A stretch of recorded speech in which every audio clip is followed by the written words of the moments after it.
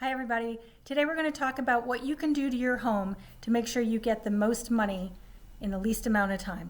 Let's get to it. Let's talk about the exterior first. Simple things like cutting your grass, removing some stray leaves or weeds that have come onto your walkway, spider webs from your windows, you know how they can get into those crevices. Make sure those are removed. Maybe clean your windows. And when it's picture day, make sure there are no cars in the driveway. Let's talk about the inside of your house. Decluttering, organization goes a long way. You don't want anything to detract from what the buyer is supposed to be looking at, which is your house. So things like spice racks, bookshelves, inside your shower, underneath your kitchen sink, all those cleaning supplies.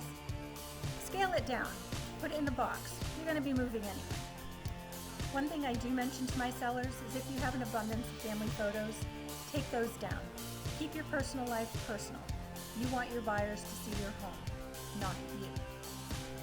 Once all of that is done, some polishing and dusting goes a long way in making your house sparkle and shine in those professional photos. And lastly, you may want to throw in some pop of color with fresh flowers or throw pillows, just to brighten everything up and make it cheery. That's all I have for today. Good luck.